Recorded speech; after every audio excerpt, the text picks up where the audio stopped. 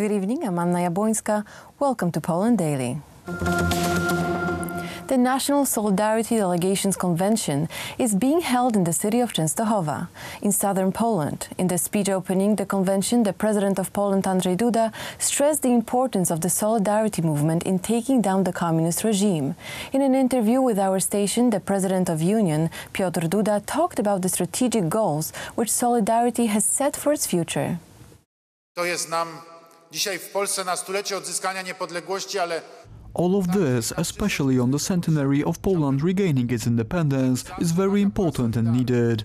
I would want the solidarity movement to be exactly like it is, so it would keep ensuring that the labor laws are being respected, so it would keep guarding the sovereignty of Poland, but most of all, so it would keep representing all the beautiful values that Poland is built upon. Our country came to existence 1052 years ago, and it was founded on the same values that helped form the solidarity movement.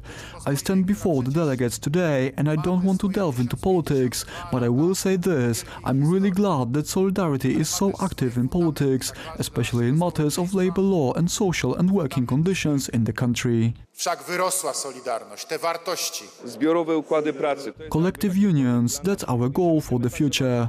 Of course, we will also fight for the contribution period of 35 for women and 40 for men. As former Prime Minister Beata Szydło said today, the government should listen to what the Solidarity movement has to say, because in 2015, when the Law and Justice won the elections, it did so partially thanks to our movement. We pinpointed some of the most important issues, like the retirement age or Sundays free of work. If we continue to cooperate like that, the Law and Justice can certainly win again next year. An event called Rainbow Friday is set to take place in over 200 schools all over Poland tomorrow. During the day, homosexual activists will be promoting their lifestyle to students of all ages. According to the information we have received, the campaign organizers often enter schools without the required parents' consent form. The third edition of Rainbow Friday, organized by the Anti-Homophobia campaign, will cover 211 schools across Poland, an event record. According to the organizers, the event aims to provide support for homosexual students, as well as propagating equality and tolerance. There is no lack of controversy surrounding the idea for the campaign itself, as well as the lack of parents' consent for the event.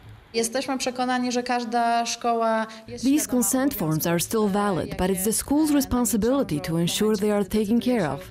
We believe the organizers are going to be aware of their responsibilities.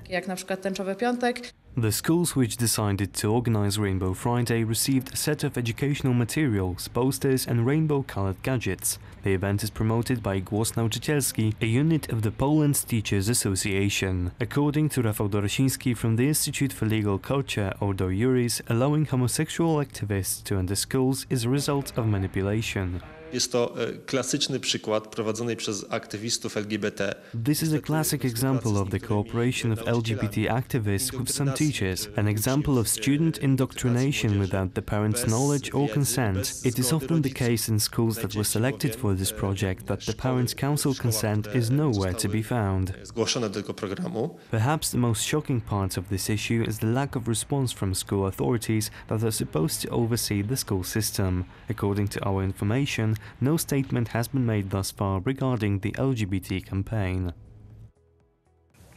In an interview during the Security Forum conference in Warsaw, the Lithuanian Minister of Foreign Affairs, Linas Linkevičius, declared that Lithuania would veto any attempts by the EU to place sanctions on Poland within the framework of Article 7 of the Treaty on European Union. Brussels is accusing Poland of breaching the rule of law, but needs a unanimous vote by all 28 member states to be able to impose sanctions. Hungary has also declared they will stand on Poland's side against Brussels on the issue. Hungary's Prime Minister Viktor Orbán continues in his efforts to minimize the influence of liberal philanthropist and proponent of globalism George Soros in Hungary. The rector and president of the Central European University, a graduate school in Budapest, founded by Soros, has announced that due to measures taken by the Hungarian government, the new students will have to begin their studies in Vienna, Austria, instead of the Hungarian capital city. The university has been considered a liberal bastion of postmodernism in the increasingly conservative country. George Soros founded the Central European University, or CEU, in 1991 and has provided it with a $900 million endowment, making it one of the wealthiest universities in Europe.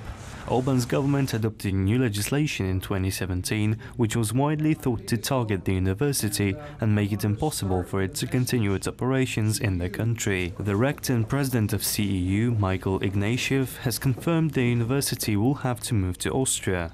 A couple of weeks ago, the Hungarian government informed the United States ambassador that they will neither sign nor ratify the agreement that they themselves required of us and that they themselves negotiated.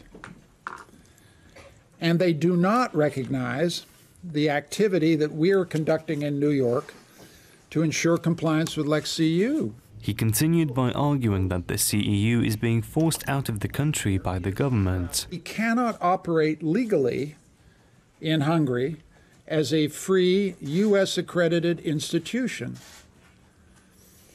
We're being forced out of a country that's been our home for 26 years. And accordingly, from the 1st of September 2019, CEU will offer all of its U.S.-accredited degree programs in Vienna. We've received a very warm welcome from the city of Vienna and from the Austrian federal government, for which we're extremely grateful.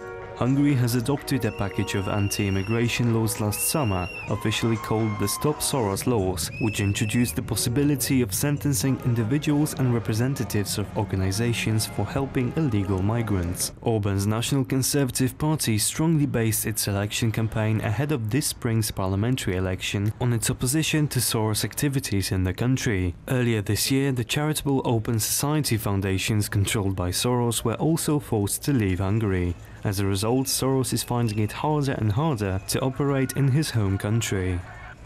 Thank you for watching Poland Daily. Coming up next, Poland Daily weather, and good night.